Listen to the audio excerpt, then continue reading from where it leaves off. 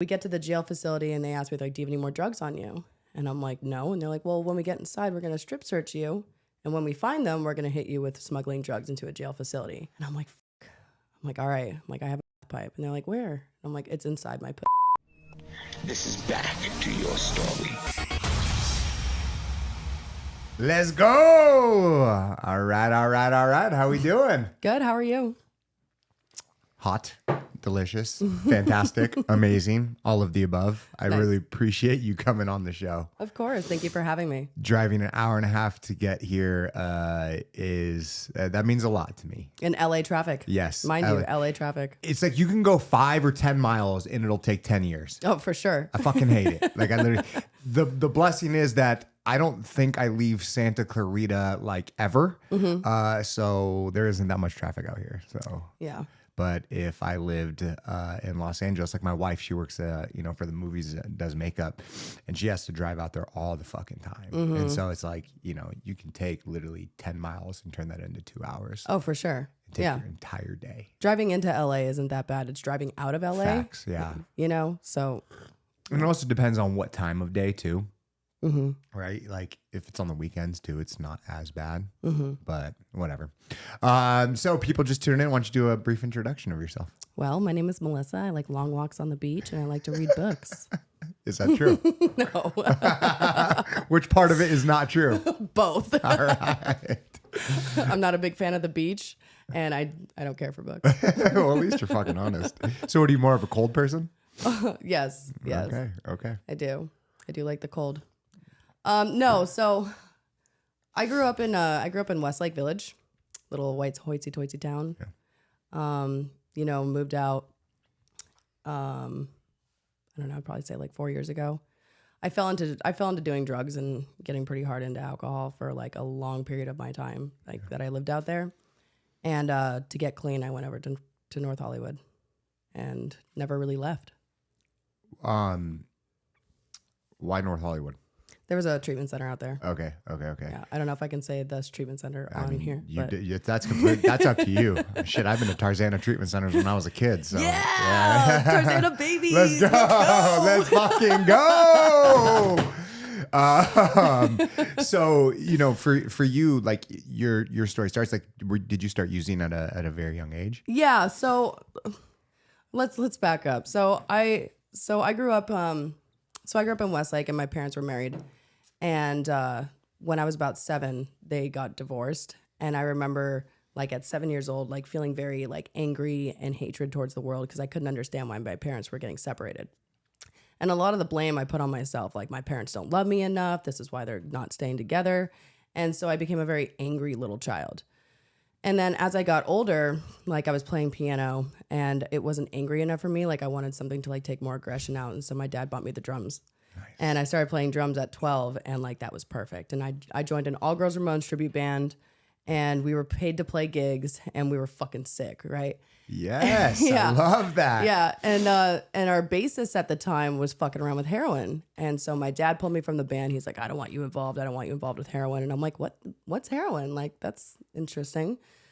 And so as time went on, and I just naturally fell into, like, the party days. And I started with doing ecstasy at raves, lying to my parents, telling them I was sleeping over at so-and-so's house. They're telling their parents were sleeping at my house. And we this was before Uber and Lyft. So we, like, met some dude on, like, Plur Life. Yes. And he'd come pick us up and take us to, like, the Hudson in San Bernardino, and we'd go take ecstasy all night. And my dad was, like, my best friend. He would test my ecstasy pills for me before I went to the rave. Wow. To make sure they were clean and whatnot. And so we were more of, like, a friendship than we were, like, a father-daughter figure. And I looked up to him, and I, like, admired him and wanted to be him. And long story short, I fell into doing, like, hardcore cocaine. And my boyfriend at the time in high school was smoking meth.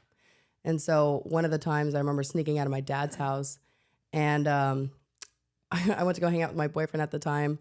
And he's like, what do you want to do? I'm like, I don't know. Let's just go fucking drive.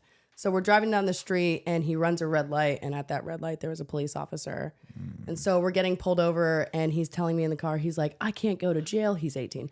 I can't go to jail. Like, I can't, like, get caught with this shit. And me being the guardian savior angel that I am, I'm like, don't worry, just give me your drugs. I will hide them, you know? So I'm stashing his meth in my bra. I've got my coke in my bra. Shit. And then I've got this meth pipe and I'm like, what the fuck do I do with it? And I'm like, oh, no problem. I'll just shove it up my pussy. Like, I'll just hide it, you know? Let's do it Nice. that way. Yeah. You Hide know, it. a drug, Perfect. us drug addicts, we get pretty crafty, right? And so we get pulled over by the cops and they grab the underwire of my bra. Boom, boom. They both fall. And they're like, okay, put your hands behind your back. You're going to jail. And we get to the jail facility and they ask me, like, do you have any more drugs on you? And I'm like, no. And they're like, well, when we get inside, we're going to strip search you. And when we find them, we're going to hit you with smuggling drugs into a jail facility. And I'm like, fuck. I'm like, all right. I'm like, I have a meth pipe. And they're like, where? I'm like, it's inside my pussy. And they were like, what? And I was like, no, it's okay. Like, I can just, like, you know, queef it out. No big deal. No. But they took me to the hospital to, like surgically extract it, then to make sure that I was okay to book. So so they do that. We're going back to the police station and they're like, we're going to call your parents. I'm like, call my dad. So I have him call my dad and I'm like mortified, embarrassed. I'm 15 at the time. And like, I just got strip searched against my will. And so I'm bawling my eyes out and I'm walking out of the police, the jail facility. And my dad's there and he is laughing at me and he thinks it's the funniest shit he's ever seen. He's like, Melissa, he's like, when I told you to have drugs in you, not on you, I didn't mean literally. And I was like, and at that point, what really fucked me up, like looking back at that point, that taught me that big girls don't cry. That taught me to show no emotions. That taught me to not talk about, you know, like my inner feelings, you know, just brush it off like everything is okay, you know?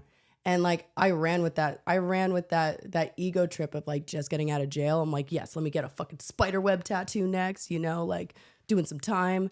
And I ran with that. And that became a big part of my ego and like how I carried myself was like, I was some badass bitch. Yeah, that's got to be like really hard though, looking back, being young, having, you know, it's having a father, right, that is a friend, but then not there to be the one to kind of guide you in the right direction, right? Especially looking back at it. Like, I know from my own story, like I lost my dad at 17. So like I didn't have anyone to guide me, that male figure guide me in the right direction. So it's like, if I went through those experiences and he was kind of treating me like that, like it would kind of fuck with me. Yeah. Right? And so it's like, how do you put that into perspective? And especially being at such a young age. But then on the flip side, like you're being young, like you're going to like, kids will do drugs. Right. And so for him to test your drugs instead of saying no, that's like, it's like, where do you put the line? Yeah. Right? It's gotta be so hard. Like I'm not a father. I'm not a parent. Like I don't know what that situation is like. And everyone's story is completely different. You know, for you, like looking back, what do you like? Do you think that it was the right way or the wrong way? Or I mean, after that happened, like I never saw consequences, you know, like all of my consequences were kind of just like brushed off and like swept under the rug, you know, and that didn't stop me. Like I got out, you know, that night and like I didn't even get a fucking ticket from that. They dismissed it because I was so young, right? seriously? So yeah, they dismissed the first one because I was so young. Wrong time, wrong place, kind of a type deal. Okay. And so that just kind of like propelled me to just push the envelope a little farther and farther and farther. And from multiple arrests later, like I still didn't get my shit together. Yeah. You know? Yeah. I liked the thrill of doing illegal shit. Yeah. I feel you. I know exactly what that's like. Yeah. It's kind of living on the edge, and you continue to get away with it and continue to get away with it. I don't know. I don't know. At least for me, it's like you never think there's repercussions until there fucking is. Until there is. Until there is, and then it smacks you right in the fucking face. Mm-hmm. You know, being 15, 16, 17 years old, you know, at the beginning of the story, you said that your dad, when you were playing music in the band, knew the kid was doing heroin. How the fuck did he even know the kid was doing heroin? You know what? I never thought about that. I have no idea. I guess she would come in smelling like that burnt teriyaki fucking smell. Yes. You know, like I think he just picked up on that, just knowing what it smells like, how people act on it. Yeah. You know? Yeah, that's got to be such like a weird thing, being a father, you know, seeing your own daughter go through these experiences. Do you still play music? I have not played music in about 4 years, but I do still have my drum set. I refuse to sell it And it was the drum set my dad bought me when I was 12. So it's Yeah. hella old, but it has very close sentimental value to me. And so it's in storage somewhere in Woodland Hills. It's kind of funny. It's like those things that you can just never get rid of. Yeah. Right? It's like more than likely you might not ever use it again, right? But it's just like, I'm not saying that you wouldn't, but Yeah, like right. I look at some of the shit that I fucking have in storage still for some stupid fucking, I just don't want to like let it go. Right. It's got this sentimental feeling to it where it's like, I don't even look at it. It's like, why the fuck do I even have it? Exactly. So you go through that experience, like what comes next? I mean, because you're still in high school at that time. So young. After that, you know, it became cool to party with my parents. Like I became the cool kid that would throw the sick house parties. My parents would supply the alcohol, take everyone's keys. Like they'd let us party like adults, if that's a thing. Yeah. And you know, it was just like my high school days were great. Like looking back, I had a lot of fucking fun. Yeah. You know, I got arrested multiple times later, but you know, for the time being, it was great. Did you ever think that any of those times that you got in trouble, you'd stop? No, I wasn't ready. Yeah. You know?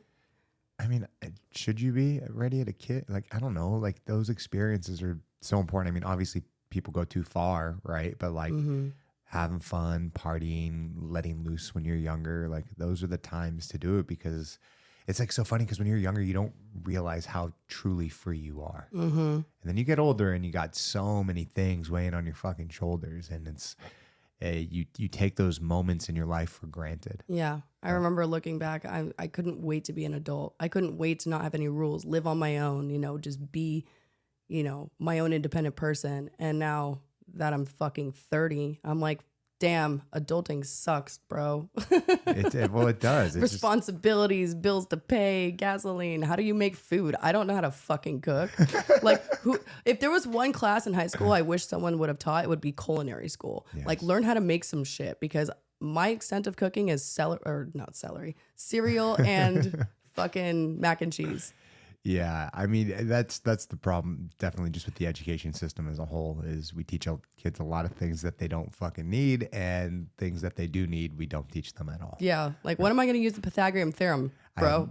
Taxes? I have no fucking idea. I don't even know what the Pythagorean theorem. What do you know what that is, Tyler?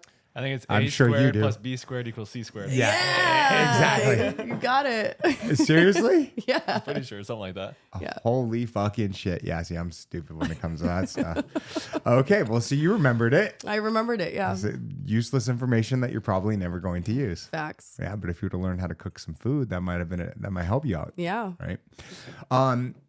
So, you know, going through drug addiction, like at that time, your parents, your father, you know, enabled the situation. Do you think that made it worse? Yeah. You know, because I was still that scared, broken, confused little girl inside, and I just wanted fucking answers. You know, I just wanted to know why my parents were separated. And I think going through that period of doing drugs and alcohol, like suppressed like what I was really chasing. And to tell you the truth, I was chasing like my parents' love. Like they loved me unconditionally, my mom for sure. But my dad was one of those people where he was very like cold shouldered and he only told you he loved you when he was drunk, you know? So it was like I was chasing that high of wanting to party with my dad and get drunk with my dad so I can hear him tell me that he loves me. Yeah. And that is something I carried all the way up until sobriety. When I looked back and realized like, holy shit, I got major daddy issues. Like this is something I need to work on or accept, you know? How do you accept that? I don't know. When I figure it out, I'll let you know. Accept the kind of person he is. Accept like, you know, the things that just the way that he is. You know, would you say that your parents are polar opposite? Oh yeah.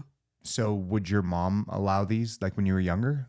Like, you know, the drugs and the partying and all of that? She would not, but she was very oblivious, naive, in denial. She didn't want to believe that I was staying up until 6 o'clock in the morning at a rave and coming home still rolling my balls off, you know, like she didn't want, if she didn't see it, it didn't happen.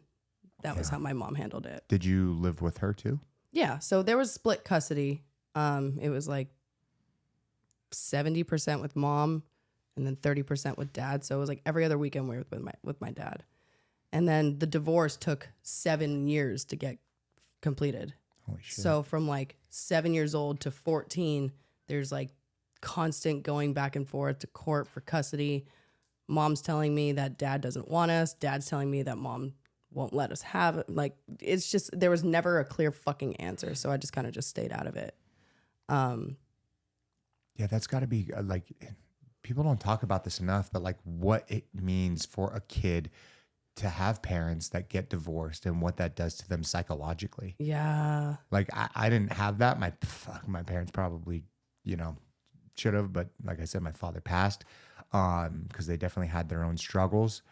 Like, what is that like? Because like you in your head, you think like, this is mom, this is dad, they're together, right? Well, in reality, a lot of times that does not fucking happen. They break up. Do you think that's like where things, if you look back, like that's where things started to kind of fall apart? Or if they would have stayed together for whatever reason, maybe your drug addiction and things like that wouldn't have happened? I don't know. See, when it's weird because my mom is the strict one of the two, and my dad, we call him Disneyland Dad. And growing up in that kind of dynamic, like, it was easy for me to talk to my dad about anything, and it was really hard to like be honest with my mom. I kind of sheltered her, and while they were getting divorced, it was either team mom or team dad. And I have 4 other siblings, so if you chose team dad, like my sibling and I, we would be on good terms. If you choose the opposite parent, like we would have mutual hate. Yeah. So my little sister, she chose team mom and I was team dad. And I hated my little sister growing up. Like, I thought she was a piece of shit, but she was team mom and, we just didn't get along. And then like randomly years later, I was hanging out with my little sister and I'm like going to the bathroom to do some coke. And she's going to the bathroom too. And she's like, can you get out? And I was like, why, dude? I've seen you pee before. She's like, can you just get the fuck out? And I was like, dude, what's going on? She's like, fuck it. She locks the door and she busts out a bag of blow. And I was like, you've got blow too? I was like, oh my God, let's do blow together. And so my sister and I became instantly like best friends, like, Wow. Because we bonded over the fact that we did drugs together. Yeah. I was the first one to do drugs with my older sister, my younger brother. Like, it was just like our way of just like getting along with each other regardless of the mom and dad situation. Isn't it kind of funny? It's like with drugs and all its problems, there's still a lot of upside to it as well. I'm like fucking the social aspect of it. Like, yes, the amount of bonding that I have Yes. had with some of the people that I love most in this fucking world has been around drugs. Oh yeah. Right. And yes, there are dark sides. There is an underbelly to fucking everything in life. But if we're just talking about the good, positive things, I mean, shit, that, like you said, your sister, you two were fucking, enemies. Yeah. And then this experience happens and it brings you together. Yeah.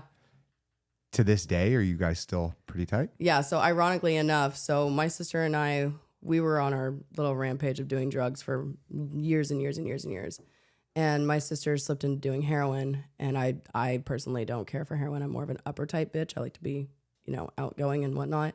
So when she started doing heroin, I stuck with like, my cocaine, my alcohol, and we kind of split. And then she started, getting involved with the wrong crowd. I kind of watched from the sidelines and I was judging her for getting fucked up when I'm doing the same shit, just not as bad. Right?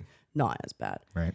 And then she gets into some trouble. She ends up going to like a court ordered rehab for like a year.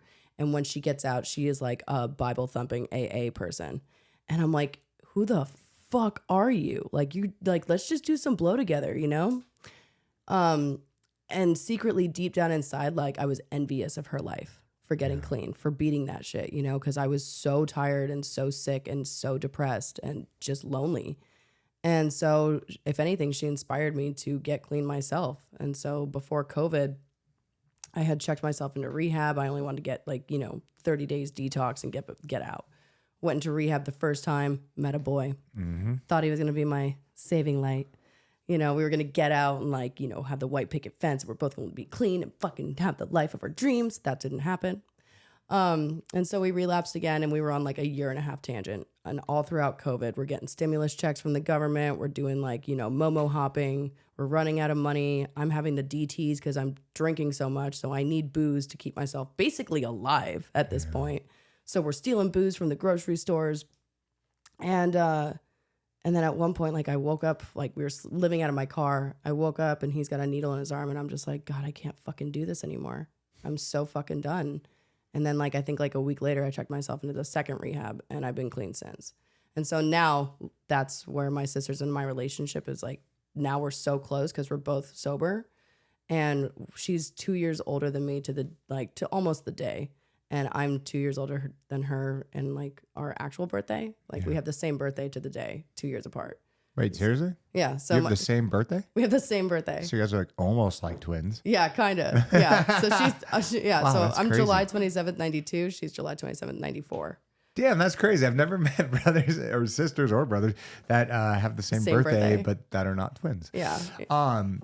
You know, anytime that I two things. Like anytime that I see someone go to rehab, get out, get clean, and they're like this Bible thumping, like hoorah, changing, Jesus first. I'm like suspicious. Yes. Fake, sus. fraud, bullshit. Yep. No fucking way. This is not who you were before. Right. Not saying that you weren't like the drugs made you know the person before that. Right.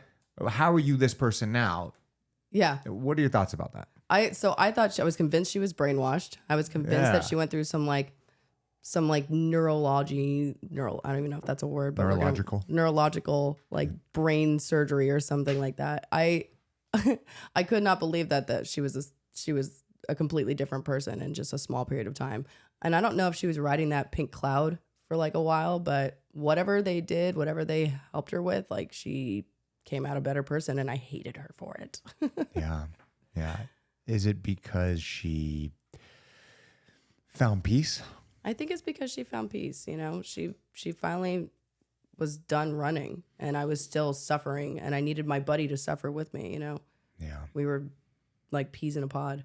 It's like anytime we're suffering, it's this fucking weird thing. It's like when people are not suffering and they're winning, it's like hard to see anything else. Yeah. Right. And so it's like, especially someone as close as like a sister, I can imagine that it'd be very hard to deal with that. And I mean, kudos your sister, like getting off of heroin. I mean, any drug is a bitch, but like getting off of opiates is a fucking bitch, and DTs fucking blow. And I mean, I know there's other DTs with alcohol and barbiturates and things of that nature, but it's just, I know from my own, struggles in the past that it's very, very challenging, but it's like you get to a point when you're done, you're done. Mm-hmm. When you're done, you're done. And for you, when you went to rehab, like the first time before COVID, if you meet a guy in there, you're anyone, a guy or a girl, or unless it's like a friend, I don't ever hear it working out. Yeah. It's like I've had friends in the past that go to rehab. They're like, oh, I met the love of my life. It's like, bitch, no. In 2 weeks, you're being back on fucking drugs. Shut the fuck up.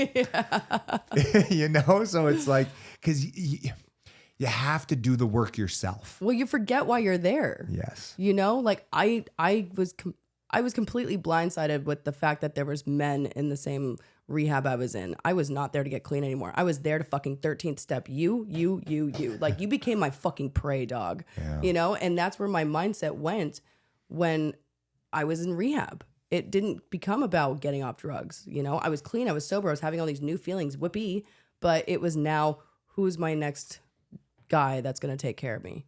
It's like, who's my next person that I'm going to become stuck to at the hip because I have such bad codependency issues? It was like I was finding a solution to my alternate problems, Yeah. It's, you got to do the work yourself. You know, like you need people, obviously a good support system, but it's about healing yourself. Right. And so many people miss that. Mm-hmm. And but like it's hard because you got to face your own fucking demons and all the things that got you to this point, right? If you could look back in time and could change anything about your life, what would it be? I don't know, man. I love my life. In the past, everything. If I could change one thing about my life, it's a good question. I haven't really thought about that. I've never really asked it in a Oh podcast. my God, I haven't really thought about that. Huh. What would you change about yours? You can't do that right now. You can't do that right now. Turn the tables? What would I change about my life? Dude, I got a whole laundry list of fucking things.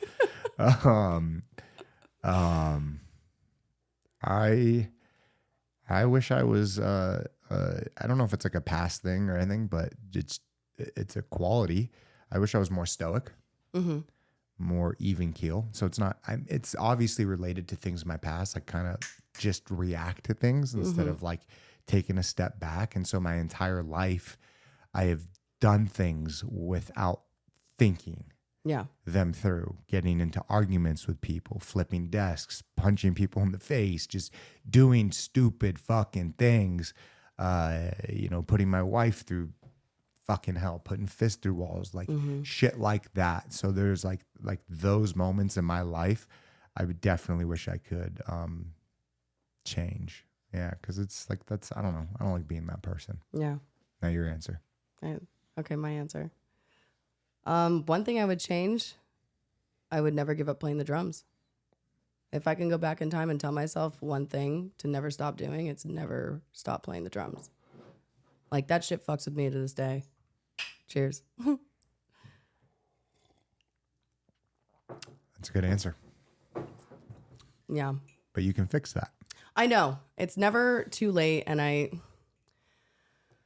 really shouldn't have any excuses. I live in like the heart of fucking downtown LA, and there's guitar centers everywhere. And they've got like percussion sets on display all the time. So it's like, why the fuck am I making excuses? Yeah. You know, there's also storage units out there that you can like rent for $150 a day or a week or month or whatever, where you could put your stuff there and just go play. Oh, seriously? I've heard of it, yeah. Wow. You could also buy digital drums too, just to fuck around with. That too. Yeah. So oddly enough, my roommate, his birthday was like last month, and his parents bought him a electric drum set. So they're not set up yet. They're still in the box. Kyle, if you're watching us, set it up. Jeez, come on, set them up, bro. Set them up, Kyle. Put you on blast. Seriously. Yeah. You set them up for him. Yeah. Right? I could do that too. You know, but I think it's good that anyone and everyone looks back at their past, and it's not about regrets, but realizing how you could have done things differently too, right? Like, and taking more accountability for your actions. Yes. Right. I think that a lot of people lack accountability. Right. Be honest with yourself. Be fucking real. You know, if you fucked up, you fucked up, you know? And, you know, your story is your story, and, you know, addiction is just a part of it, right? That's not your entire life, right? It might be a big majority of your life up to this point, but you have a lot more life to live, you know? And looking at, you know, your past, like, where do you see, where did it go from just having fun, partying with the friends, to then just going off the rails? I'd have to say, like, in my mid-20s, you know, there were some instances that had happened. I'll give you another example. I got this opportunity to go travel and study abroad on a cruise ship for like 6 months.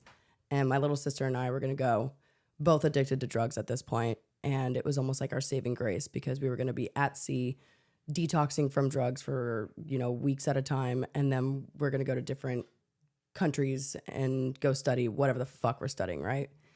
And we were leaving on January 6th, and on December 30th, I decided it was a good idea to go out with my friends, say my goodbyes. You know, I already left my jobs, and we went out to go partying. And it's December 30th, and I remember thinking to myself, like, I don't want to drive home. I don't want to get, you know, stopped by the police. I can't get in trouble right now. And so my ex-boyfriend hit me up on, I think I posted something to my Instagram, like, partying alone. And he was like, let me come pick you up. And I was like, no, I just want to go home. I don't want to hang out. And he's like, I'll just give you a ride. I'm like, all right, fine. You can give me a ride. So he picks me up from this bar, and we're driving home, like, and he gets off the freeway, I'm like, don't get off at this off ramp. Like, there's always cops at this off ramp. He's like, no, fuck you. Got off at the freeway. And we get pulled over by the police. And I'm sitting in the passenger seat, and he gets arrested, taken out immediately, put in the back of the car. And I'm sitting there stressed out because I know there's drugs in the car. I don't know where. They're somewhere, and they're going to be pinned to me, and I'm supposed to leave for the country, right? So I'm texting my sister, and I'm like, come pick me up from the Taco Bell, like off of Canaan. And so she wakes up my mom, and she's on her way to go pick me up from the Taco Bell. And I'm thinking to myself, I'm looking at this wall next to me. There's this cop like in the driver's seat, like going through his fucking, like my homeboy's wallet. And he's looking at me, and I'm looking at the door, and he's like, don't do it. And I'm thinking to myself, like, can I scale this wall? Can I jump over this wall and run? And so finally I get enough courage. I'm like, fuck it. And I get out of the car, and I'm trying to run across the street, and the cop grabs me, detains me. I'm wiggling out and doing some fucking crazy Matrix moves. And I'm running across the street, and it was almost as if I hit this invisible force field and I hit the floor.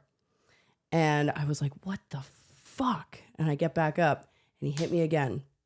And at this point, I'm on my back, and I'm looking up at the stars, and I can hear him shouting, get on your stomach, you little bitch, get on your fucking stomach. And so I'm like dazed and confused, and I get it for the third time, and he tackles me to the floor.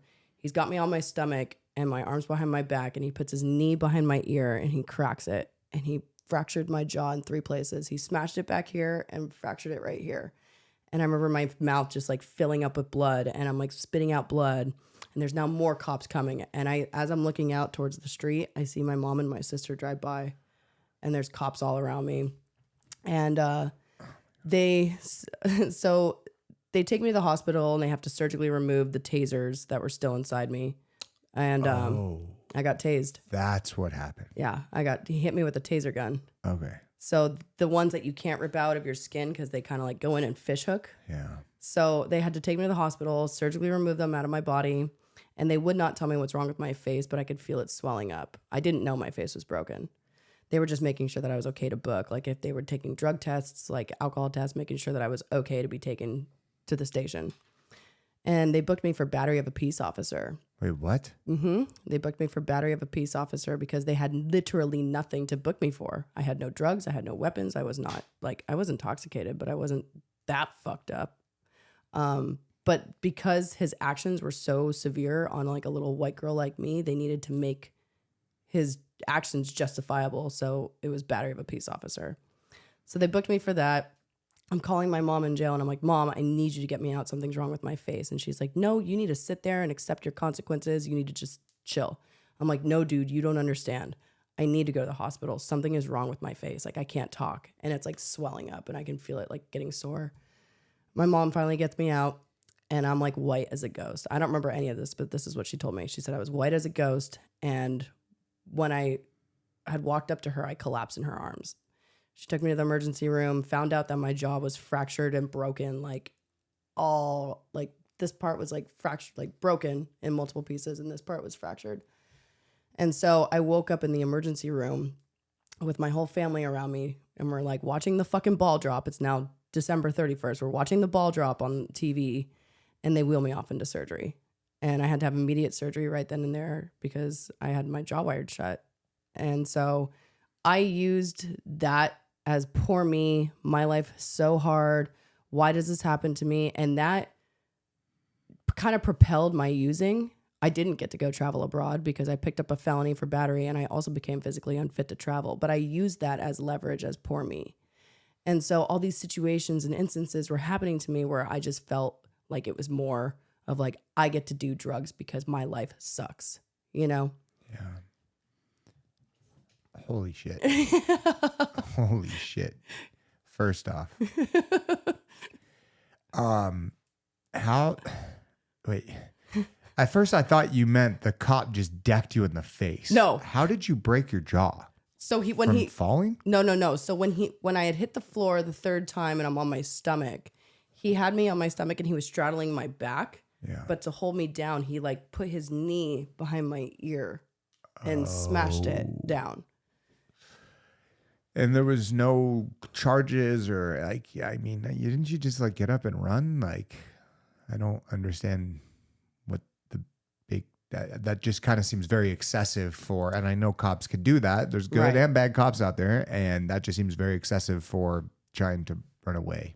Yeah, that's kind of what I felt too. You know, like he was a big guy. I mean, didn't you just get tased? So like, just tase you again, I guess, right? Like, weren't the tasers already in you? Yeah, yeah. So when the taser was in me, all you had to do was just like click it with more electricity that shoots out. Yeah, yeah, yeah. So, I mean, going through that situation, regardless, what did your sister say?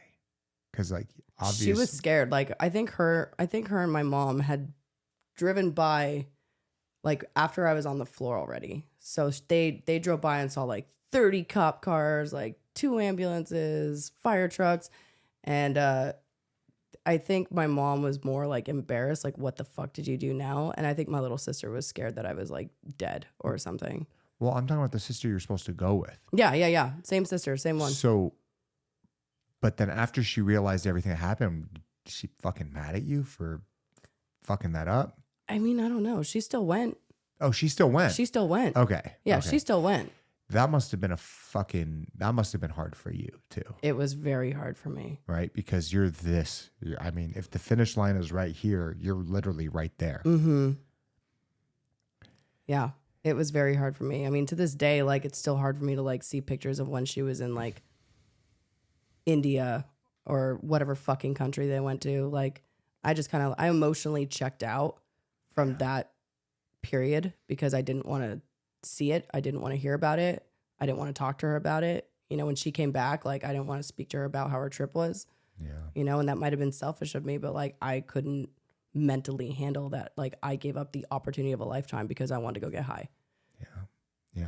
I mean, yeah, if you talk about consequences. Yeah, that was nails it on the head. Yeah, definitely. So regardless of whatever happened with the cop or did not, your actions brought these situations, Mm-hmm.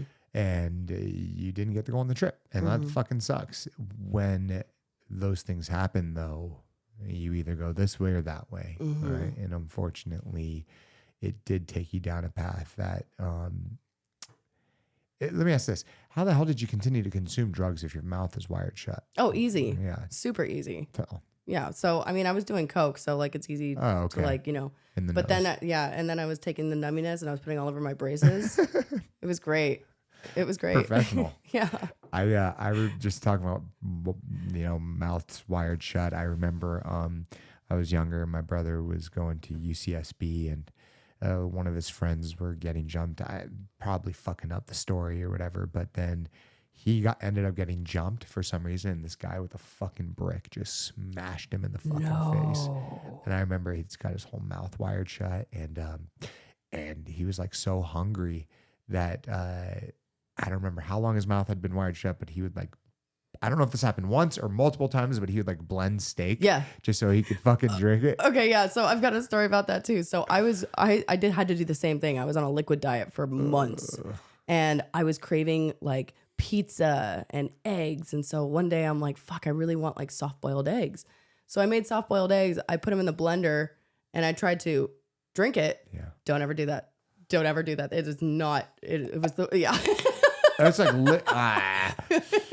yeah. I mean, maybe muscle leg now because that's not that bad, but that sounds disgusting. So did you try steak? I did not try steak. You should have. I should have tried steak. Yeah, definitely. Having your mouth wired shut and going through that experience, what did you learn from it? Keep going. Like,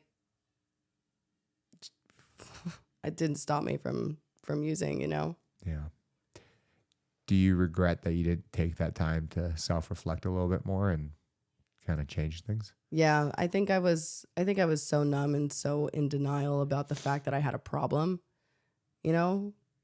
I didn't see it as related to being on drugs or alcohol at all.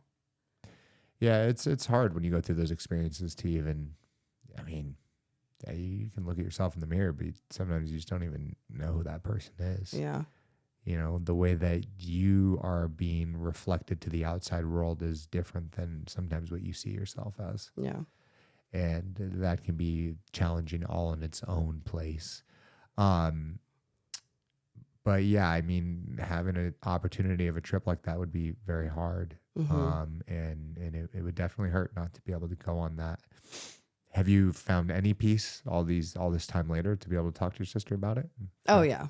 Yeah. Like I've made amends to her about, you know, just being an asshole when she got back. You know, she wasn't the same person when she got back. I couldn't talk to her about it. And I was just very mean, very closed-minded and mean. Yeah. And my using had propelled to a whole nother level that she came back and was like, whoa, like what the fuck? Is this the same sister that ended up on the heroin? And Yeah. then Yeah, so yeah. she got clean and then fucked up again. Yeah. Isn't that kind of crazy how that shit happens again, right? Yeah. And again and again and again and again and again. again and again and again and again and again. It's like this never-ending cycle till eventually some people, you know, change their ways. But especially now with like opiates and everything like that, it's so hard. Just drugs in general, man. Like I honestly, I feel fortunate to be 36 years old and to have a time and an era when you'd get some coke and it'd actually be fucking, it was coke. And you wouldn't need a test for fentanyl or anything like that. Dude, so crazy. So at my work the other night, they had us attend this mandatory meeting for it was like a Narcan meeting, and they gave everybody, like all the employees and staff, they gave us all Narcan to like carry in our back pockets, and now we have to walk around with Narcan like at work because that shit's in everything. It's insane. You know, you think you're doing bumps of coke or ketamine, and the next thing you know, you're dying on the floor from fentanyl. Yeah, it's like so fucking weird, It's man. crazy. And now that they just, can you look this up real quick, Tyler? I think you can buy it, like anyone can buy it now. Yeah. Right? Isn't that correct? Buy what? Narcan. Narcan. Narcan, I think it is. It is the drug that when people are overdosing. Anyone can get Narcan or naloxone, from a pharmacy or from a local organization that has a naloxone distribution program. Okay, awesome. Yeah. I have some in my car. I gave it to my wife, and because you just fucking never know, dude. I mean, not only like for people around you, but like even, dude, just anything, right? And it's just like such a scary situation. And I wouldn't wish that upon my worst enemy. What job? Oh, I work at Exchange. Yeah, a nightclub. So was this something that they were doing before that happened, or is this just recently that they did this? This was like last weekend. Yeah, so it's obviously when that all that shit went when it went legal and you didn't need a prescription for it anymore, which I never understood. Yeah. Right? Like this thing could literally save people's lives. Like just give it to fucking everyone. My brother would tell me stories of like how like, you know, they would, because my brother's a fireman, and like how they'd pick someone up, right? And they'd resuscitate him, right? And then by the end of the day, right? So like say they picked him up in the morning, right? By the end of the day, they'd be picking up the same person again for the same fucking thing. Like what the fuck, dude? Like literally walking zombies. And so it's just like opiates are such a hard addiction to break. What was, you know, for you when you finally, you know, decided to make the change? Like what was the light bulb? I know that, you know, waking up and seeing the needle in the guy's arm and everything like that, but like what was it really inside of you that said, I need to make a change? I think a lot of it had to do with my ego too. Yeah. You know, like I come from a nice family background. Like I was living out of my car, and I would come from a nice area. You know, I just felt like I felt very shunned from the world. And one of the last times I got high, I took mushrooms, and I did not have a good trip. Like mushrooms brought the worst out of me because like I was too embarrassed to go outside because I felt like my neighbors were judging me because I'm like a fucking black sheep. I'm disgusting. I'm a drug addict. Like the world hates me, and I just felt so gross, you know? And like that's how I felt all the time. It's just mushrooms exemplified it. And I think it was at that moment where I was just like, I can't live my life like this anymore. Like psychologically, I'm dying inside. I'm physically fine, but psychologically and mentally, I'm fucking broken. Isn't that incredible? Yeah.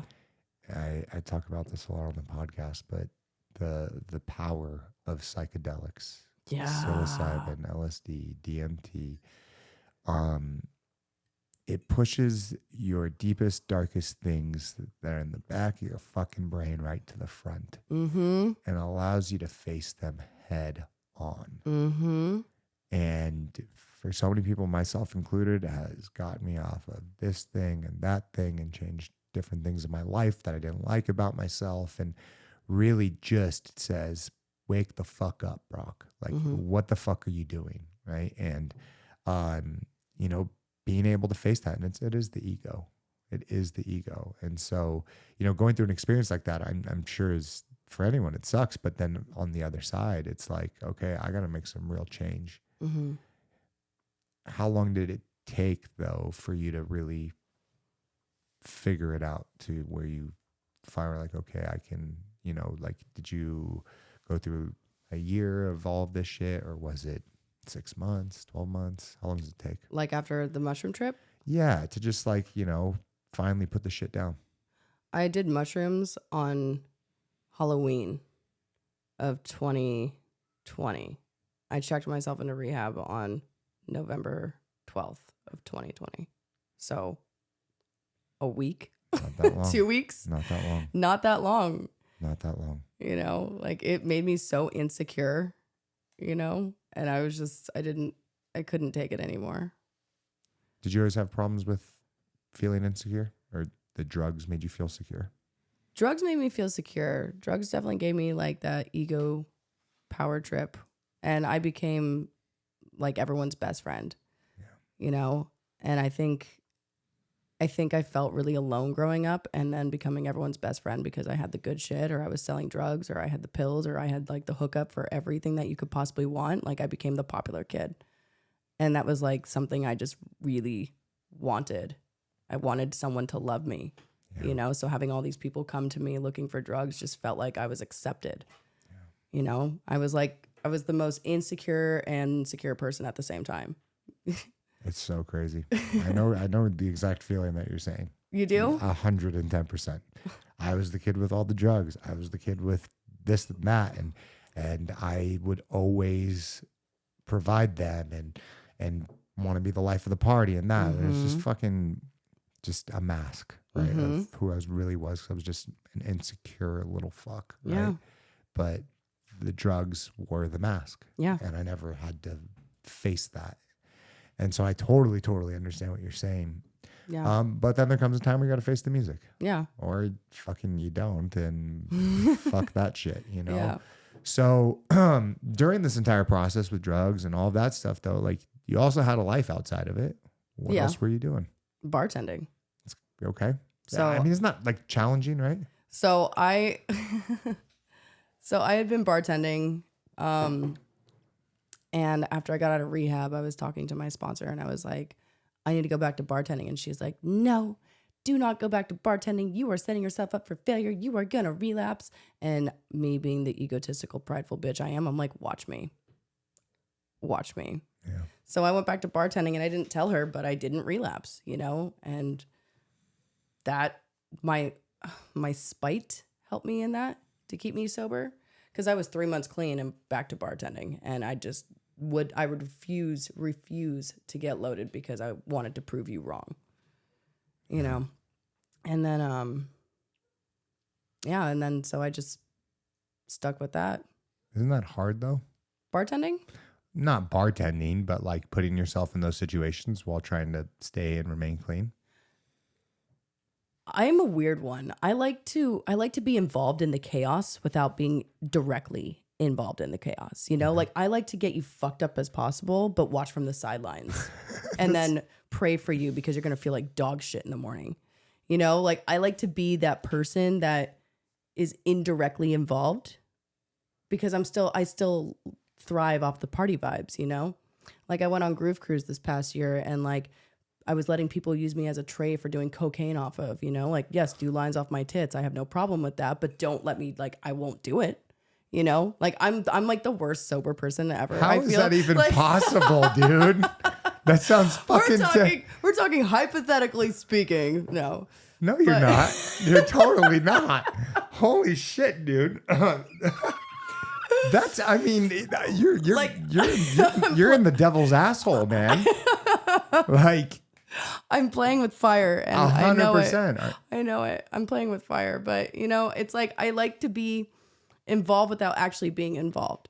Yeah. Does that make sense? I maybe it's because I still low key deep down like still thrive to be accepted, and without doing drugs, I still want to be accepted in any way, shape, or form possible because I'm so fucking insecure about myself still. So I know it's like a deeper psychological problem with me, but at least I'm aware. Yes, you are. But don't you think it's ever going to come and bite you in the ass? Yeah, but I'm working through that. I'm working through that. I mean, I think you can still dip your toes in and enjoy life, but having people snort coke off your tits might be, that could be, if here is, the line of acceptable and off the cliff is maybe not. I mean, you get to decide, not me. No, I'm just joking. I'm walking the invisible plank off the fucking cliff, you dude. You definitely are. I mean, shit, man. I mean, people make it all different ways, and who's to say what your story is going to hold, right? So, but remaining clean and staying clean, do you go through the process, the 12 steps and all of that? I do. Yeah. Yeah. And right now, I'm working on my step 9, which I've been sober for almost 2.5 years. I think it's 2 years and 3 months. But coming up on 2.5 years, I'm now just getting through step 9. And I know it's not supposed to be a race. And I know you're not supposed to compare to yourself to anybody. But it's like I dragged my feet through this fucking process for the longest time. I didn't want to do steps. I just wanted to be fixed. Take away the drugs, take away the alcohol, and just fix me. Yeah. I didn't realize that there's so much more depth to it. Going through and opening up like the skeletons in your closet from when you were a child and working through that as a fucking adult. Are you kidding me? Yeah. Like, it's hard. It is hard. And if you would have told me that, like while I was using, I'd be like, yeah, fuck that. No, not never getting clean. Never. But it's also such like an empowering experience at the same time. Yeah. Well, yeah. I mean, because if you can actually bring those things to surface and face them sober, you know that you don't need these things to face them not, right? Mm-hmm. And I think as human beings, we love burying things deep, deep, deep, deep down, especially when they're traumatic experiences through our childhood. And so it's easier to just kind of wear that mask, right? We all go through it. Do you think that by continuing down this path, like where do you see it going? Like where do you see all of this going? Like your life and, the next steps? Dude, I don't even know. I future trip all the time and I try to tell myself just take it one day at a time. I future trip about financial situations. I future trip about like my life, if I'm going to have kids, if I'm ever going to get married again. Like, I don't know, like I just try to just go with the flow and try not to just be present in the moment. I think a lot of people are not present in the moment. Yeah. I think a lot of people spend a lot of time in the past or the future, right? Yeah. But the moment is all we got because you don't know what's going to happen in the future, right? It is important to obviously plan. It is important to obviously, reflect on the things that we've done in our past. But I'm guilty of this, just not living in the moment a lot. Right? Mm-hmm. I'm always caught up in here, in my fucking thoughts, getting stressed about this and stressed about that.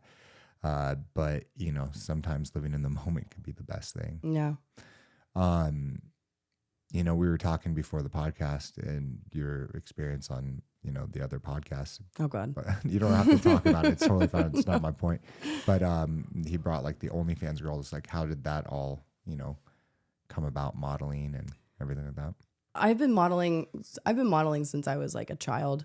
My mom really pushed me into doing modeling when I was like 7. So I became like the child prodigy that was in like the Disney magazines. Do you remember when magazines were around to pick out Halloween costumes? Yes, okay, yeah, we're around the same age. Yeah. So I was one of the kids in like the modeling magazines for the Disney costumes. And then, as I got older, I started not listening to my agent. And so my agent fired me. And then I was 16. And then going through my drug period, I was like, oh my God, I'm skinny and I'm hot. Let's do fucking modeling again. Did runway for a couple of years, met other girls that also had a coke problem, became friends with them. Anyways, and then I was working at Hooters. I was working at Hooters when I was 18 and I was like not tattooed, like not a single tattoo. And they told me at Hooters, like, if you get tattoos, like we will let you go if you change anything about your physical appearance. And I became so resentful towards them. I'm like, fuck you, dude. Like, I don't fucking need you. I'm going to get tattooed and, you know, be hot. So I started getting tattooed and then I fell into naturally getting involved with Soul and Clothing. And then from Soul and Clothing, I met my sponsor and then like so on and so forth. And then really within the past year, since OnlyFans was really like on my mind, like it's always been on my mind pre-COVID. I thought about starting an OnlyFans so I can pay for more drugs and alcohol. Yeah. You know? And this was pre-COVID. And then about a year ago, I was like, you know what? Like, let's give this a shot. Like, fuck it. Everyone's doing it. It was so taboo, like, you know, 7 years ago. And now it's just like your fucking next door neighbor, your best friend all have OnlyFans. And it's like, it's so accepting today. Yeah. So jump on the bandwagon, join them. What do you think that is about society that it is so accepting, but before it was not?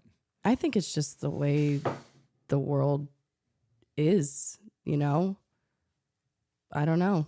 Like Pamela Anderson and Tommy Lee, when they had their porn come out in like the 90s, it was so like women shouldn't be shown with their private parts out. And now it's just like, dude, you see like free the titty campaigns on Instagram and it's like, all right, I guess we're showing tits now. Like, you know, that's just 2023 for you. Yeah. Yeah, it is kind of crazy because society's definitely taken, and I think it's completely fine. Like, fucking let your freak flag fly, do whatever the fuck you want. Right. And that's how life should be. But yeah, for so long, it was like if you did this or that, or you showed this much, whatever, it's like everyone would freak out. But now that there's OnlyFans and it's just fucking blown up and everyone and their mom is on it, it's become more and more okay. We're going to continue this conversation. I gotta use the restroom. You okay? Yeah. I saw you running down the hallway. Holy shit. I'm so sorry. Like, I've literally been trying to do this thing where I drink like 8 to 12 ounces of water every hour. And like, I'm serious. Like, I feel like I'm going to the bathroom so much more these days. It's fucking crazy. That's healthy though. That's a healthy way. Trying. Well, I got like a full blood panel and they told me I was dehydrated. So oh, really? It's just like, not like dehydrated, but I could be drinking more liquids and drinking more water. So it's definitely something I'm trying to do. I'm trying to get better at, but I need to drink more water. Like for a long time, I was just drinking Red Bulls and smoking vapes and that was my diet. And okay. Yeah. Okay, that's so healthy. So healthy, I know. And as of New Year's, I quit drinking Red Bull. Okay. All right. So it's a start. You know, I do notice like such a large difference when you drink water, like the way that you feel. Yeah.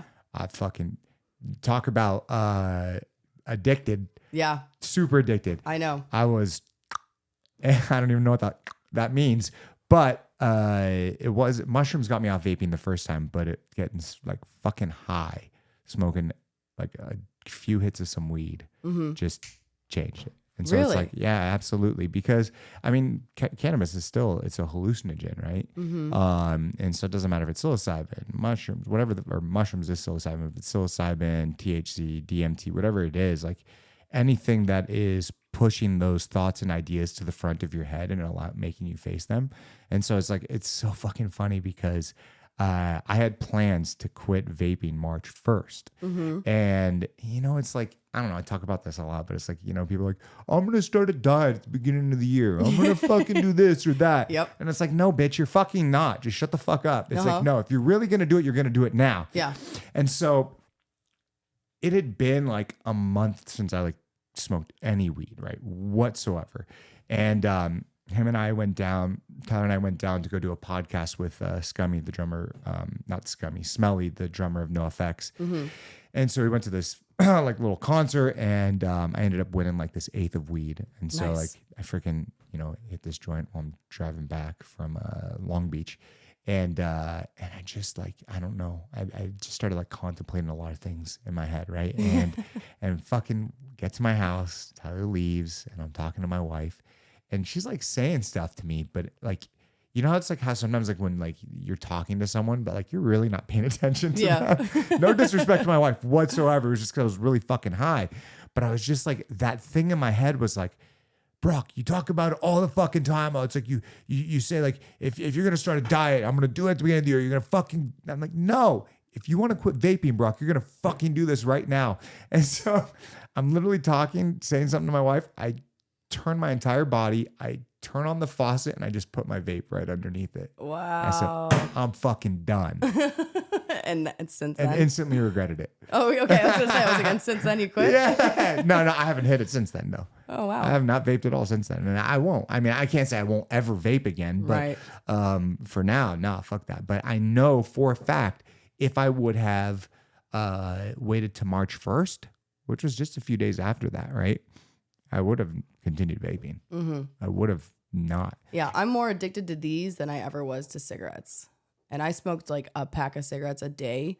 Facts. This I can hit in my car, in my bed, on like in an airplane, waiting at the movie theaters. Like I can hit this fucking anywhere. Yeah. In restaurants, and I do it. Yeah. Because I can. 100%. And nicotine is really good for the brain. Mm-hmm. It's a nootropic. It's like a performance enhancing drug. That's why, like, you look at like writers like Stephen King, when he was all fucked up on drugs, smoking cigarettes, he did some of his best writing. Then he gets fucking sober, stops smoking cigarettes, and he becomes a fucking crackpot. You know, it's like, but it's like, especially nicotine, it is so good for the brain. Like, and so like, I will always use nicotine because nicotine is not bad for you. Mm-hmm. It's all the other things. I don't know if vaping is good or not. I just didn't like being that addicted to something to the point, if you ever quit, right? What will happen? It's so fucking funny. It's like you'll quit, and for weeks after, something will get stressful, right? No. Something will get stressful, and your hands instantly go to your pockets, even though you know the vape is not there. Yeah. It's just because it's so easy. Like you said, you can hit in the car, in the airplane, this, that, and the others. And I'm the same way, dude. I fly all the fucking time. I would sit there. Yep. Take a little hit, blow it in my thing. Yeah. I remember like this is so fucking crazy. It was like 10 years ago when I first started vaping. Mm-hmm. I was like one of those dudes with the big fucking the big mods, and like just like a fucking idiot, whatever. And I don't know why I did this, but I was on a Southwest flight, right? And I go into the bathroom before takeoff.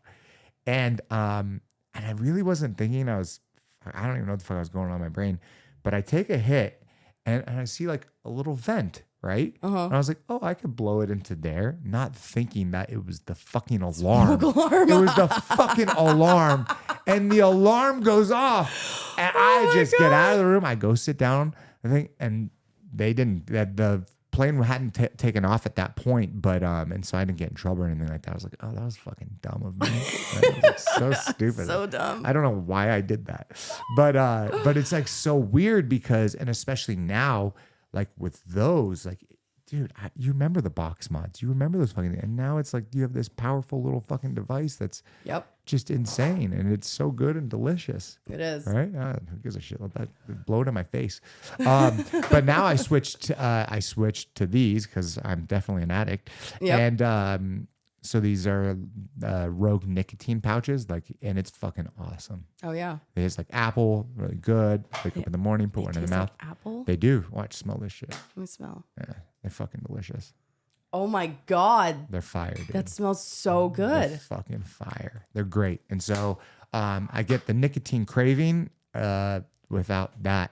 And oddly enough, like I can go, like in a day, have one of them, two of them, and then some days I'll have 10, But like with the fucking vape, that shit like had by the fucking balls. It's so weird because it is so easy. Like that's how it had to be.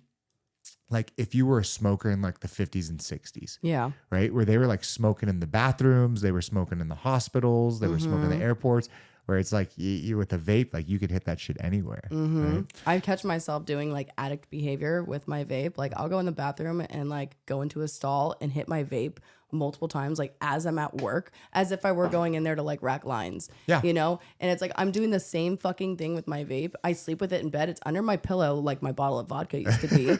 It's like I'm doing the same behaviors as I would if I were still getting high. Yeah. Well, I don't think that ever changes though. I don't know if it does. No. I think that as addicts, you go from one addiction to the next. Yeah. And let's be honest, there's good addictions and there's bad addictions, right? Slamming fucking, a gram of heroin a day, bad addiction. Right? The working out for multiple hours, cold plunge sauna, that's your new addiction. Not too bad, right? You know, so it's like, and obviously you can take things to extreme, but I'd rather have this type of addiction than, you know, let's say the slamming the heroin one. Yeah. Right. You know, if you could look back at your younger self or someone listening to this podcast going through the same situations that you went through, what would you like, just kind of living through these fucking experiences? Like, what would you say to the person listening, or what would you say to your younger self? Like, especially when you get to those challenging moments. Just be strong, you know, just tread through the shit, find your trudging buddy. It's like, this isn't an I program, or this isn't something you can do on your own, you know? And like those experiences that I went through, like they made me who I am today, and I love the fuck who I am today, you know? But it's, I don't know, man. It's one of those things where you just got to be strong and just get through it. Like you hear that cliche saying, like the grass is always greener on the other side. Just wait till you get to the other side. Yeah. Is it always greener? Is it though? I don't think so. I don't know. Sometimes it is, but sometimes it's definitely fucking not. Yeah. All right. It's a mirage. It is a mirage. But I think those cliche sayings and quotes and all those things, there's real meaning behind it, right? And we come up with those ideas for a reason, right? And so, yeah, it is. If you look back at your younger self, people going through it, it's like, it's fucking hard, right? It's hard going through it, but the ones that stay strong make it out on the other side. Yeah. Right. But it's definitely very, very challenging. How's your relationship today with the family? My sister and I are like two peas in a pod again. We're tight. My dad lives in Las Vegas. He's still struggling with his own addiction, and we have an okay relationship, but it's not nearly where I wish it would have been. My mom, we're really tight, you know, just being older and just growing up. Like my mom, she strives on us taking family trips, like when we're all in our 30s. And that's not really realistic being older, you know, like it's when you're kids, you don't have like fucking jobs, you don't have responsibilities or bills to pay for, so you can take a family trip. And now in like our 30s, she's like, let's take a family trip. I'm like, you are the last person I want to travel with. I'm sorry, but like I can't. You'll regret it if you don't, though. That is so true. But at the same time, like it's so hard to get the family together. You know, one sister lives in Las Vegas. My brother lives in Westlake with my mom. And then there's my sister, Malia, who's in Marina Del Rey, and then me in Eagle Rock. So it's like we're kind of like all a little spread out. Sounds like a bunch of excuses. Yeah, whatever, dude. Don't call me out on my bullshit. I'm just fucking with you, dude. It's all good. But you know what's so funny is I was thinking while obviously you were talking, but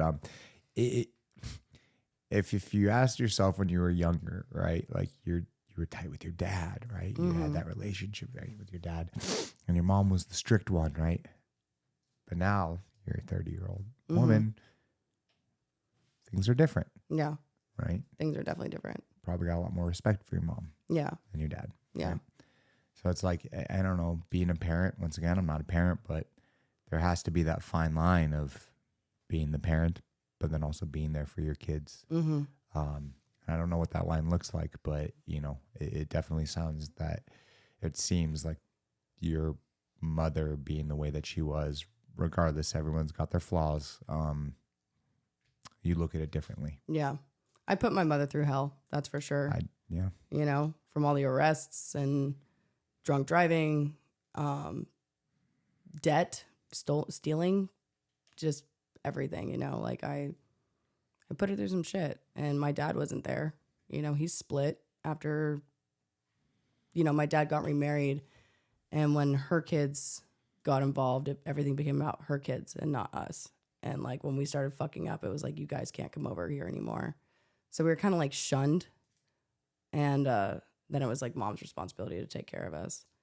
And like over the years, like I've grown great respect for my mom, because like she grew up from a very strict family home. You know, she never smoked cigarettes or partied or did coke. And, you know, she was very clean cut girl.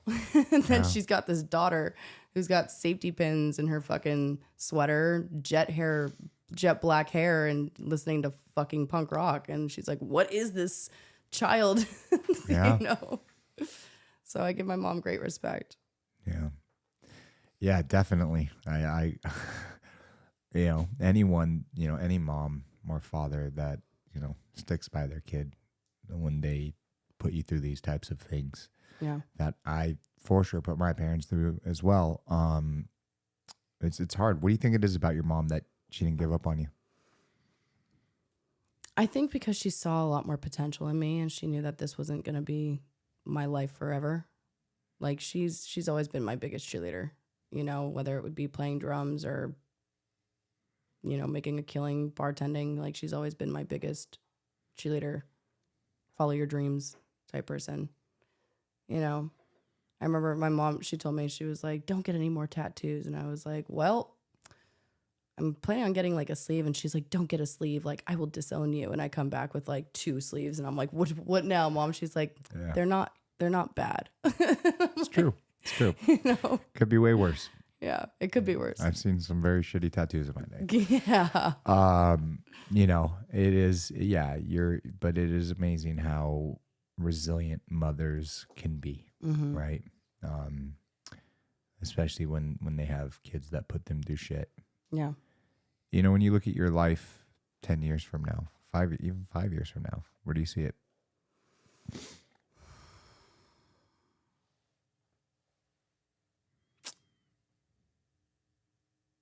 I don't know. I feel like the future scares me, so I don't really like to look that far in advance. You know, I know I want to be successful in whatever I decide to do. I don't know, man. Like I've been married before, and I don't know if marriage is on the plate for me anymore, because that was really heartbreaking to go through, was that divorce. And so like I'm not trying to be a housewife again. I don't see kids in my future anytime soon. You know, being newly clean and sober for like almost 2.5 years, like I feel like I'm just now getting my shit together. I'm still trying to figure out who the fuck I am. You know, I still feel like that scared little kid at 7 years old that doesn't really know who they are or what they want. Because I skipped that period of time, my high school years, my adult years, my early 20s, partying. Yeah. And here I am, 30 years old, and I'm like, fuck. Time to grow up. Is it weird saying that you're 30? Is it weird to admit that I'm 30? Not to admit, not to say you're 30. It's weird to admit it. I mean, maybe for you, but you are 30, so admit it. I want to stay 29 forever. I miss my 20s. Do you? Some of them. 26 and on, that was pretty cool. Okay. All right. Yeah, it's weird to admit that I'm 30. To tell you the truth, I didn't think I was going to make it to 30. Yeah. Yeah, I mean, you'll make it to 40. You'll make it to 50. You'll make it to 60. I mean, at least I fucking hope. Shit. Man. Fuck. But, you know, I understand what you're saying. You know, it's hard to, especially going through everything that you have gone through, to say, okay, this is what it's going to be like in 10 years. It's like sometimes you do have to just take it one day at a time. Right. And sometimes if you do set too lofty goals and you don't fucking achieve them, then you beat yourself up for that. Yeah. Right. So it's like, work on this thing that you got. And if it's going well, just kind of take it as far as you possibly can. Yeah. I agree with that. Who would you say is your number one person in your corner that helps you get through every single week? My sister, Malia. What does she mean to you? She's like my everything, dude. Like she's my inspiration. She's the person I look up to, my role model. You know, she's just such a badass. Like, I don't know how else to explain it. She's my other half. What is it about her? I think her charisma, the way that she just, her personality. I don't know, dude. Like she called me the other day and she goes, Melissa, I have something great to tell you. And I go, what's up? And she goes, I became a travel agent. And I'm like, what? Because her and I travel everywhere. Like we go everywhere together. And I was like, what do you mean? She's like, I got my license to be a travel agent. I'm like, what does it mean? She's like, it means that we get badass trips for cheap. And I'm like, okay, great. I don't know what that means, but let's go. Let's do it. So she's like, what? She's like, what do you want to do for our birthday? And I'm like, I don't know, man. Let's look at fucking Thailand, Brazil, like this place, that place. She's like, okay, I'll look into it and I'll get back to you. I'm like, great. Yeah. Yay, do that, you know? And then she's talking to me about opening up a women's sober living on the West Side. She calls me like a couple days after she became a fucking travel agent. She goes, Melissa, I've got great news. What's up, Malia? She goes, we're going to open up a sober living. And I was like, what? I was like, I don't know the first thing about being a homeowner. I don't know the first thing about financial standpoints. I don't know about having what? And I was like, you know what, dude? Fuck it. I'm down. Let's do it. Let's figure it out together. Like, let's be, you know, let's encourage each other to like accomplish these things, even though they might seem so far out there, like they're achievable. Yeah. And like, she's like my biggest cheerleader, you know? It's just her personality is just so ambitious. That's the word I'm looking for. She's just a very ambitious person and inspires me to do better. Yeah. That's a good person to have in your corner. Yeah. Right. Yeah. And ambitious, and to be able to see those things through, and for her to become a travel agent, like random as fuck in 2023, but super random. Listen, super random. If anyone can do it, she can. Yeah. Right? Yeah. And she's younger than you. Yes. 2 years younger. So she's 28. If you asked her what she thinks about you, what would she say? Oh, she'd probably say the same thing. Like, I'm her biggest cheerleader. Like, we've been through some hell together. We rose up from that hell and like blossomed into some pretty fucking cool people. Yeah. You know? Yeah, it's hard to go through hell alone. Yeah. And to have a friend, a sister, a confidant, it makes hell a lot easier. Yeah. How long has she been sober? She has 4.5 years, almost 4.5 years. So she's like, so my sobriety date is 11/12. Hers is 11/15. So same month, a couple days apart. But she has 2 years more than I do. Yeah. It's all right. Whenever it's your time, it's your time. Yeah. Right? No one's going to dictate that.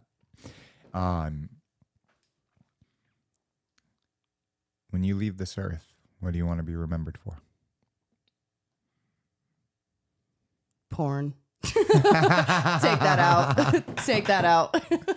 My adult videos. No, take that out too.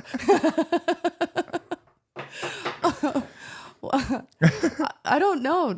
Fuck, dude. These are some deep questions, like some existential thinking right here.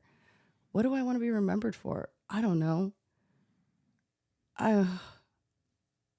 My spunky personality, I don't know. I haven't really thought about that. What do you want to be remembered for? Give me some ideas. That I was a good person and I lifted up the people around me. That's beautiful, man. I respect that. That's all. I mean, because at the end of the day, life is like this. Yeah. You'll be remembered and forgotten like this. Yeah. But if you can help inspire and lift the people that you care about most in this world, I don't know. It's not, for me, it's not about me, right? It's like what I can aid and foster out of the people I care most in this world, and then seeing them become the people that I truly believe that they are. Like, that's fucking everything for me. Yeah. And I think it's because I've had people in my corner do the same thing for me. And I saw how impactful it was. And it changed my entire fucking life. Yeah. I would not be here today if it wasn't for a couple people. And I don't know. Life is fucking short, man. Mm-hmm. And you have to make the best of it. Mm-hmm. And that's why I love doing this podcast, because I get to ask some of these deep fucking questions. I get to pick and peer inside people's brains and hear their story of the good times, the bad times, the crazy shit, all of the fucking above. And share these stories. Yeah. I don't know, because I think a lot of times podcasts can be sometimes some get very deep, and I love those. Those are my favorite ones. But then a lot of them are very like surface level and funny and laugh, and those are good too, right? But I don't know. I'm not an individual who likes small talk. Yeah. Like, I am a type of person that when I get into a conversation with a person pretty quickly, I like to just dive deep. And I don't know, maybe, I don't know, you're making me, I don't even know why I'm saying all this right now, because I guess I am. Maybe it's because, no, it's something that you said earlier. It's like we put up these walls, right? So maybe I do that, right? Because I am afraid of my own answers. Like you, like at first, like you bringing the question back to me, right? It doesn't happen a lot. Yeah. Right. So it made me think. And so now I'm sharing. Share away. I am. And so maybe that's why my whole life I have hated the small talk, because if I can ask the deep questions, I can do the least amount of talking. Yeah. I get that. There you go. Until it's asked. Until it's asked. Yeah. It's so true. It's so true. It's so true. All right. As we start to wind this bitch down, do you believe in aliens? I fucking do. Have you seen that Netflix show, MH370? What? No. It's about the airplane that went missing, like in 2000 and, oh my God. Oh, the missing plane that Tanzania was or will you pull it up? MH370. Tunisia? It was Tunisia? It was the plane that Yeah, they still don't know where the fuck it is. Yeah, they still don't know where the fuck it is. And it just went off the radar. Yeah. Yeah. So there's a documentary on Netflix about it. Yeah, there it is. The plane that disappeared. Holy shit. So, Malaysia. I said Tunisia. Okay. In 2014, Malaysian Airlines Flight 370 vanished alongside all 239 passengers on board. 9 years later, a global community of family members, scientists, investigators, and journalists is still searching for answers. It's about aliens? Dude, one of the theories of where the plane went was it got abducted by aliens. I'm a firm believer it did. A lot of them were like, oh, the government covered it up. Oh, they were transporting something from here to Russia, and we were in like some dispute with Russia. And they blew it up. Yep. I mean, it is pretty fucking crazy that they can find a lot of things. Yeah, dude, the conspiracy theories just run wild. And I love a good conspiracy. I love a good conspiracy I love too. a good conspiracy. Yeah. I mean, but it was pretty crazy. Can you like imagine like being one of those family members? Like, there's something to like lose someone, right? But I don't know what I would do like in this situation, or like if your family member, so like your kid was abducted by someone, right? Or just like any of these like crazy fucking things that do happen to people from time to time. Yeah. Like, yes, it is terrible for the individual, but for the family. Yeah. Like the fear of not knowing, and not knowing what you could have done differently. Like, it's just like, had they not gone on that plane, they'd still be here today. It's like, what the fuck, dude? And then you don't even get to have like a proper funeral. You don't have a proper send off. Like, It's like if a flight goes down, they rescue it. Like I guess they do. They rescue the bodies, even though they're dead, right? You can have like a proper send off, right? And I think that's very important, right? In all cultures and religions, like this is what we do. Everyone does them completely differently, but like, it's that send off that it allows you to just, I don't want to say close the door, but it helps with the healing. Yeah. And to not have that, they're just gone. Yeah. Like, that's fucking crazy. Yeah. And not knowing what happened to them is the worst part. Yeah. Yeah. I mean, I highly recommend that documentary. It was really good. I'm gonna watch that. That's fucking crazy, dude. Because but let's think about it. Like, if aliens really abducted it, why wouldn't they just put them back? I don't know. Maybe they're gonna put them back several years later. Why?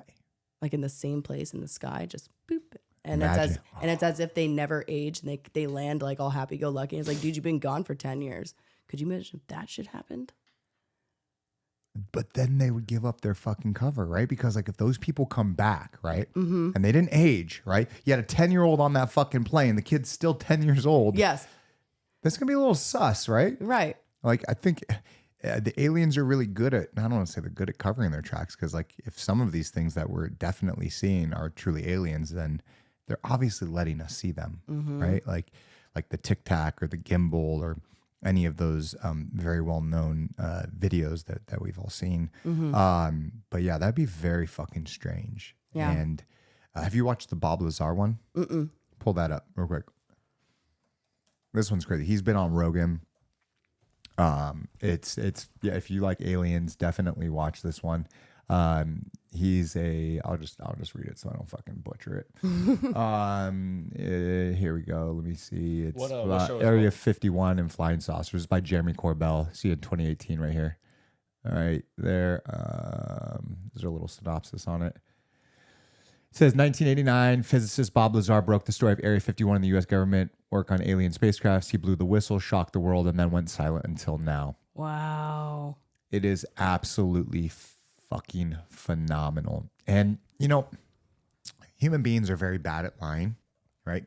Like, have you ever tried, like, if you try to tell a lie that you said something 10 years ago and then you say it again today, it's going to be different. Yeah. Right? The story is not going to be the same. Right. Bob Lazar's story from 81 to today is exactly the fucking same. Really? Yes. And all of the things that he has brought to light, they have been able to find evidence of where he worked, the things that he said he did, and all of these things. And it's just fucking very, very, very strange. And I don't know if he's being honest or not. Don't know. But I like to believe that he is.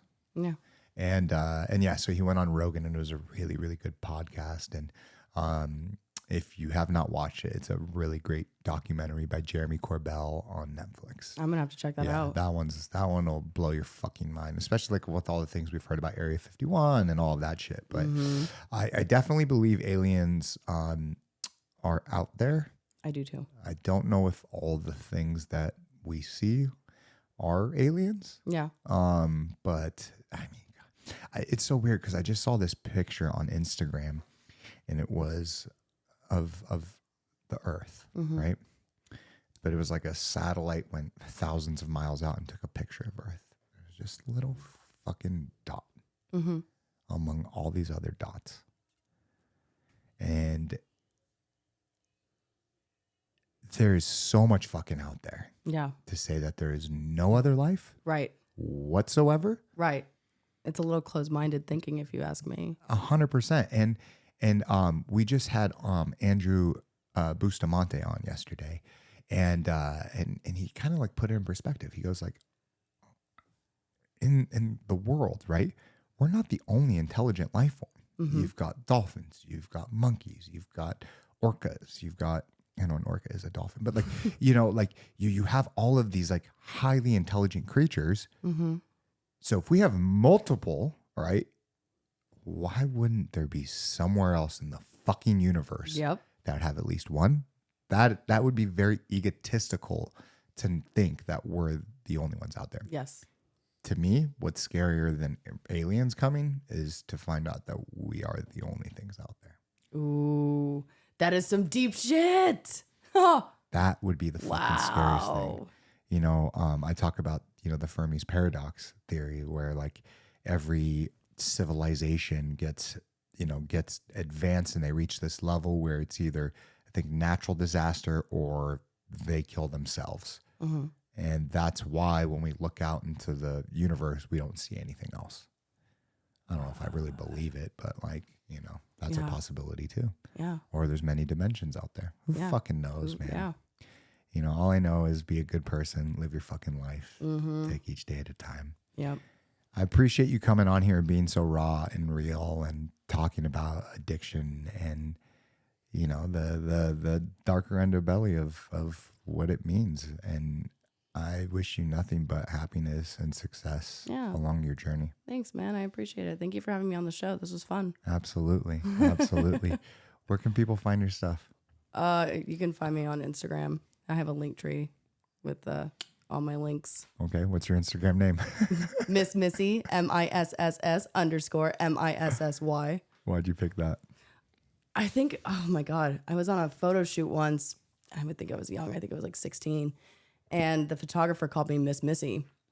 And he was like, that should be your name, Miss Missy. And I was like, okay, I'll run with it. And then since then, like creating my Instagram account, my Facebook, my Twitter, my every platform of social media I have, it's all the same, Miss Missy, spelled the same way. And it just kind of became like my brand. That's awesome. Yeah. I love that. I love that. Thanks, man. Thank you so much for coming on. Thank you for having me on appreciate it. here. Absolutely. Don't forget to like, subscribe, do all that fun shit. Have a wonderful night, people. Boom! Subscribe to my OnlyFans. We'll put that on there too. Subscribe to my OnlyFans. Thank you for that. Oh, you're amazing. Thank you so much, Horst. This was I fun. really appreciate it. Yeah.